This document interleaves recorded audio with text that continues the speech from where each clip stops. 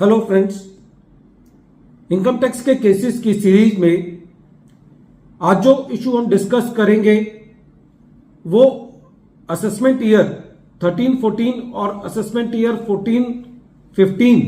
के जो नोटिसेस 1 अप्रैल 2021 से लेकर के 30 जून 2021 के बीच में ओल्ड रिजीम के अंदर इशू किए गए और बाद में सुप्रीम कोर्ट के जजमेंट के बाद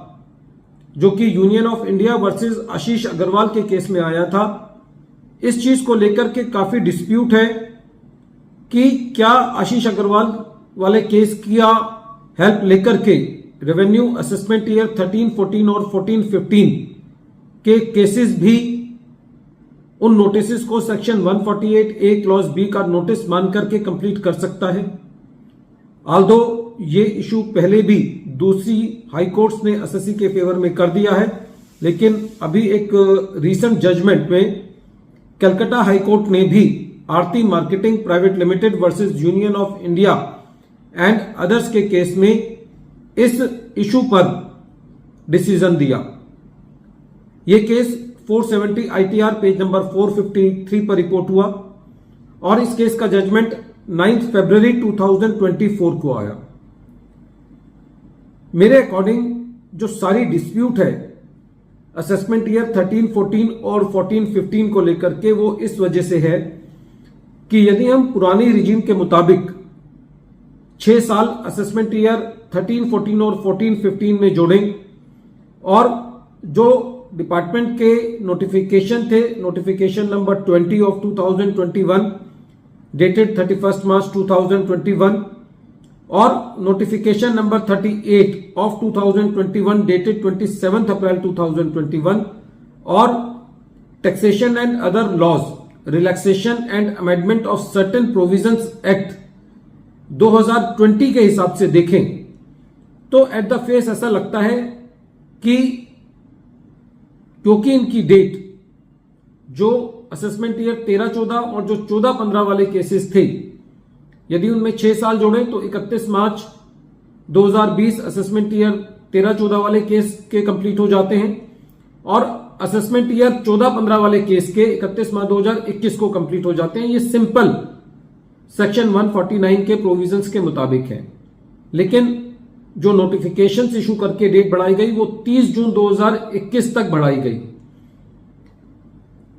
इन दोनों सालों के नोटिस भी रेवेन्यू ने ओल्ड रिजीम के अंदर इशू किए थे और जब आशीष अग्रवाल वाला केस आया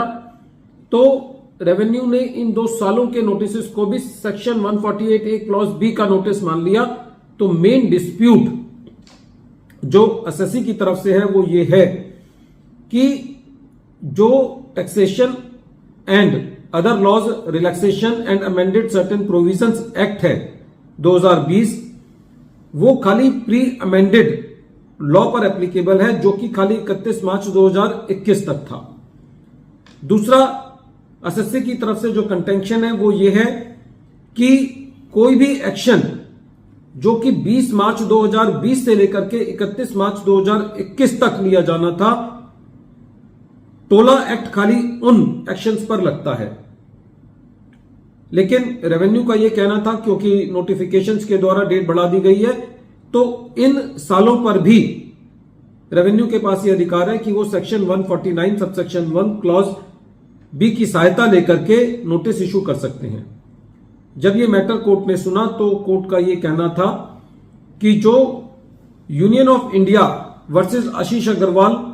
वाला केस है जो कि 441 ITR पेज नंबर 1 पर रिपोर्ट हुआ, उसके अंदर भी ये बात कही गई है कि एसएससी को वो सारे डिफेंसेस अवेलेबल होंगे जो कि न्यू लॉ सेक्शन 149 में अवेलेबल हैं। दूसरा, कोर्ट का यह कहना था कि यदि असेसमेंट ईयर 13-14 और 14-15 के केसेस को भी सेक्शन 148A क्लॉज बी का नोटिस मान लिया जाएगा तो इसका मतलब यह होगा कि ओल्ड लॉ और न्यू लॉ को साइमल्टेनियसली चलाना, और कहीं पे भी लॉ की यह इंटेंशन नहीं थी कि जो लॉ ओल्ड लॉ है वो भी 30 जून 2021 तक चलेगा। दूसरा कोर्ट का यह कहना था कि इसका मतलब यह होगा कि जो नया लॉ है उसको 30 जून 2021 तक डेफर कर दिया गया है। कोर्ट ने यह भी कहा कि जो रेवेन्यू ने इंस्ट्रक्शन दी है, इंस्ट्रक्शन नंबर 1 जो कि 11 मई 2022 को दी गई, जिसके मुताबिक सीबीडीटी ये कहना चाहती है कि जो असेसमेंट ईयर 13-14 और 14-15 के केसेस हैं और जिनके नोटिसेस ऑलरेडी सेक्शन 148 के अंदर 1 अप्रैल 2021 से लेकर के 30 जून 2021 के बीच में इशू किए गए थे, उनके ऊपर भी आशीष अग्रवाल वाला केस एप्लीकेबल होगा। तो ये इंस्ट्रक्शन जो central board of direct taxes के द्वारा इशू की गई है, ये इंस्ट्रक्शन उस लिमिट तक सही नहीं है, एज पर लॉ नहीं है। इसीलिए कलकत्ता हाई कोर्ट ने प्रेजेंट केस के अंदर असेसमेंट ईयर 13-14 और 14-15 के नोटिसेस जो कि सेक्शन 148 के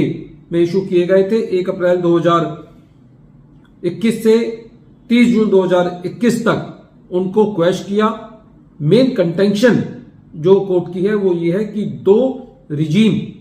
साइमल्टेनियसली एक्ट के अंदर नहीं चल सकती जब तक कि स्पेसिफिकली ये कानून के अंदर ना बताया गया हो, लेजिस्लेचर के अंदर ना बताया गया हो। वीडियो के अंत में एक बार फिर मैं केस का नाम रिपीट कर रहा हूं। केस का नाम है Aarti marketing private limited versus Union of India and others, और ये केस 470 ITR पेज नंबर 453 पर रिपोर्ट हुआ। मैटर कलकत्ता हाई कोर्ट ने डिसाइड किया और इस केस का जजमेंट 9 फरवरी 2024 को आया। Thank you friends.